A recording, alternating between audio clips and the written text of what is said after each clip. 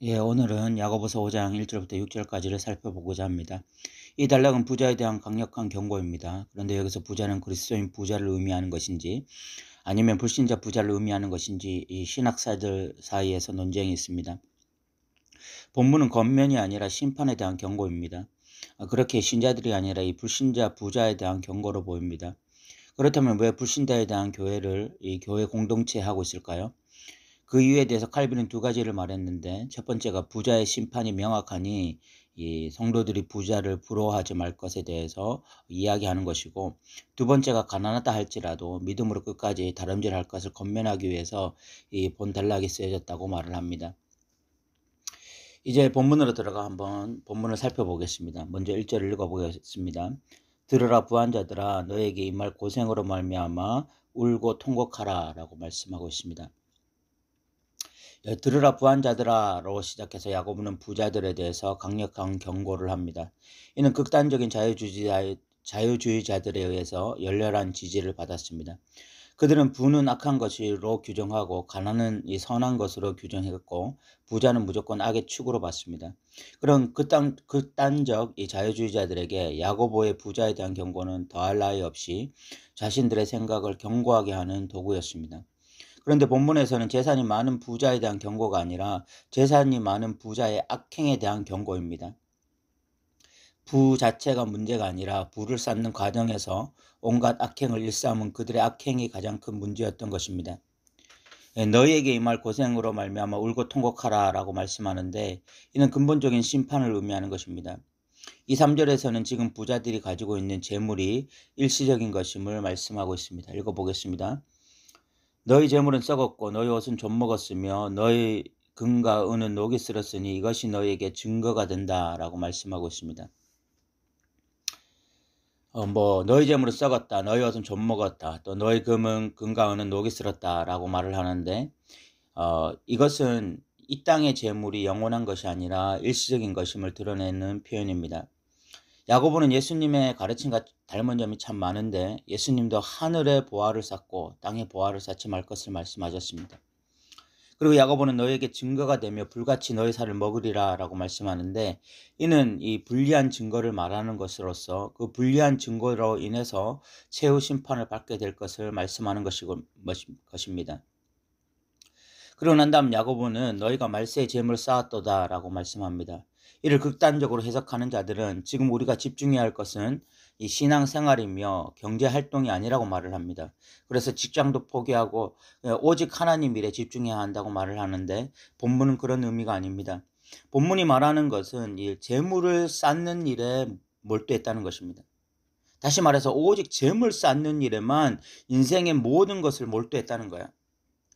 결국 부자의 첫 번째 악이 바로 이것입니다. 그들의 머릿속은 온통 재물을 축적하는 데 있습니다. 그래서 그들은 진리에도 영생에도 관심이 없습니다. 그리고 그들은 부를 축적하는 것에 온통 관심이 가 있기 때문에 가난한 자들을 사람으로 보는 것이 아니라 도구로 봅니다. 그렇게 해서 재산을 쌓는 것이 문제인 것입니다. 이 두 번째 부자의 이 문제가 4절에 나옵니다. 4절을 읽어보겠습니다. 보라, 너희 밭에서 추수한 품꾼에게 주지 아니한 삭시 소리 지르며 그 추수한 자의 우는 소리가 만군의 주의 귀에 들렸느니라 라고 말씀하고 있습니다. 두 번째 부자의 잘못은 이 임금 체불이었습니다. 부자들은 이 고용주이고 가난한 자들은 고용인들이었습니다. 그리고 그 고용인들을 대부분은 하루 벌어 하루 살아가는 일일 노동자들이었습니다. 이들에게 이 하루 임금은 단순히 그냥 그 임금이 아니라 생존을 위한 수단이었습니다. 이 임금이 없으면 집에 있는 식구들은 그날 굶어야 했습니다. 부자들은 그런 일일 노동자들의 사정을 누구보다 잘 알고 있었습니다. 그런데 그런 사정을 이용해서 열심히 노동을 시켰고, 그리고 난 다음 정당한 삭스를 주지 않는 것이었습니다. 추수한 자들은 임금을 받지 못하니 어떻게 되겠습니까? 이 가슴 아리를 하고 힘이 없으니까 우는 것이 전부였습니다. 열심히 일한 노동자가 빈손으로 집으로 돌아가 이 자신들의 자녀들이, 아내가 굶는 모습을 볼 때 그냥 눈에서 눈물이 그냥 떨어지는 것이었습니다.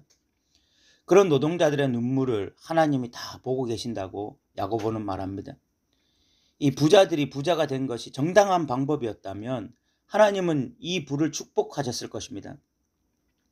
그런데 부자들이 부자가 된 이유가 임금 체불 때문이었기 때문에 하나님은 이런 부자들에 대해서 진노를 하고 계신 것입니다. 오늘날 기독교인들이 운영하는 기업이나 가게에서 아르바이트생이나 정규직 직원에게 이 부당한 대우를 내서 언론에 보도되는 경우가 종종 있습니다. 그런데 놀랍게 그런 기업의 사장이 교회에 가면 장로의 직분을 가지고 교회의 핵심 역할을 하고 있는 경우도 있습니다. 11조를 철저하게 하고 교회의 여러 부서에 섬기면서 존경받는 사람이 되어 있는 경우가 종종 있는 것입니다. 그래서 교회 성도들은 저렇게 하나님을 섬기고 11조를 철저하게 하니까 사업도 성공을 한다고 칭찬을 합니다. 그런데 하나님이 보시는 것은 사업의 성공이 아니라 과정입니다. 하나님이 보시는 것은 노동자들의 눈물이며 아픔입니다. 부를 쌓는 것이 문제가 아니라 부를 쌓는 과정에서 악행이 하나님을 분노하게 하는 것입니다. 좀 이제 우리에게 균형 잡힌 시각이 있기를 소망해 봅니다. 무조건 이 결과를 보고 함부로 하나님의 축복을 말하지 말고 하나님이 진짜 어디에 마음을 두고 계신지를 볼 수 있는 자들이 되기를 소망해 봅니다. 세 번째, 이 부자들의 악행이 5절에 나옵니다. 읽어보겠습니다. 너희가 땅에서 사치하고 방종하며 살육의 날에 너희 마음을 살찌게 하였도다 라고 말씀하고 있습니다. 이 세 번째 부자들의 악행은 사치와 방종이었습니다. 돈이 많은 것이 문제가 아니라 돈을 어디에 쓰느냐가 문제였습니다. 이들은 돈이 많아지자 사치하기 시작했습니다. 이들의 돈의 흐름은 철저하게 자기를 향했습니다. 그리고 이들은 방종하기 시작했습니다. 더 많은 인생 쾌락을 쫓아다니는 쾌락주의자들이 된 것입니다. 이들에게 중요한 것은 이제 철저하게 자기 자신이었습니다.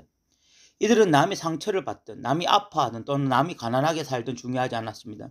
이들에게 중요한 것은 자신이 누릴 만큼 누리고 즐길 만큼 즐기면 되는 그런 인생이 되는 것이었습니다. 놀랍게 이런 부자들의 정신은 오늘날 현대인들의 사고와 유사한 점이 너무 많습니다. 기독교인들 중에서도 저는 이런 가치를 가진 자들을 참으로 많이 봅니다. 심지어 교회도 이런 가치에 사로잡혀 있는 교회들을 많이 봐요. 그런 교회는 중요한 것이 다 자기 자신의 교회로 향합니다. 성전 건축을 하는 데는 몇십억, 몇백억 은행에서 빚지는 것 두려워하지 않고 그 안에 편의시설에 투자하는 것도 너무 담대합니다. 그런데 남을 돕고 열방을 향해서 돈을 쓰는 것은 너무나 인색한 경우가 많습니다. 교회에 투자하는 것이니 거룩한 곳에 돈을 쓰여지는 것이다 라고 반문할지 모르지만 하나님은 분명 그런 것에 쓰는 돈을 좀 줄여서 교회 근처에 살고 있는 가난한 자들을 돌보고 지역을 섬기며 열방에 흘려보내라고 말씀하실 것입니다. 오늘날 교회 안에서 또 성도들끼리 돈거래하지 말라 이런 말이 진리처럼 떠돌아다니고 있습니다.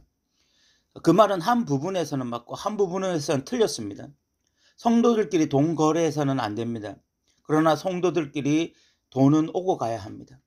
이 사람이 힘들면 저 성도가 자신의 재산을 기꺼이 나눌 수 있어야 합니다. 그것이 교회의 모습이에요. 초대교회가 그랬지 않았습니까? 초대교회는 예루살렘 교회가 힘들고 어려웠을 때에 다른 교회들이 헌금을 모아서 예루살렘 교회에 보냈습니다. 교회 안에서도 힘들고 어려우면 재산을 나눌 수 있는 것이 초대교회의 모습이었어요. 그런데 어느 순간 교회 안에서 이런 건전한 물질 나눔과 섬김조차 사라지고 있습니다. 그리고 각자 도생하면서 자신이 번 물질이 자신에게로 향하는 것을 당연하게 생각하는 자들이 많아졌습니다. 그러나 우리 분명히 알아야 됩니다. 그것은 믿지 않는 부자들의 생각과 같은 것입니다. 하나님은 그런 생각에 분노하세요. 우리가 벌었기 때문에 우리가 재산을 축적했기 때문에 이것이 내 재산이고 그래서 내 마음대로 쓸 수 있고 나를 향해서 쓸 수 있다고 생각하는 그 생각에는 하나님이 언제나 분노하신다는 사실을 우리가 기억했으면 좋겠습니다. 6절에 보면 이 마지막 부자의 악행이 나오는데 그것은 의인을 정죄하고 죽인다는 것입니다. 6절 읽어보겠습니다. 너희는 의인을 정죄하고 죽였으나 그는 너희에게 대항하지 아니하였느니라 라고 말씀하고 있습니다. 여기서 정죄하고 죽였다는 것은 실질적인 살인을 의미할 수도 있지만 의인을 계속 가난 속으로 집어넣어 살기 힘들게 만들었다는 의미일 수 있습니다. 여기서 의인은 정당하게 일한 이 노동자들을 의미하는 것입니다. 그들은 정당하게 일해서 마땅히 받아야 될 임금이 있지만 노동 착취와 이 임금 체불로 인해서 삶이 점점 더 피폐해지고 있었던 것입니다. 그런데도 이들은 대항하지 못했습니다. 대항하지 아니하였다고 했는데 대항하지 아니한 것도 있고 못한 것도 있습니다. 왜냐하면 이들은 힘이 없었기 때문에. 그냥 일일 노동자로서 또 임금 체불이 일어나고 뭐 노동 착취가 일어나도 또 일하러 가야 되는 것입니다. 그리고 고용주가 오늘은 좀 제발 이 정당한 임금을 주기를 소망하면서 그렇게 다녀야 되는 거예요. 그러면서 점점 가게는 파괴되어지고 점점 마치 죽을 것 같은 그런 삶을 살게 되었던 것입니다. 오늘 우리는 부자의 악행에 대해서 살펴보았는데, 부자는 부자라서 심판을 받는 것이 아니라 부를 축적하는 과정이 악했기 때문에 심판받는 것입니다. 저는 여러분들 가운데 선한 부자들이 나오길 기대합니다.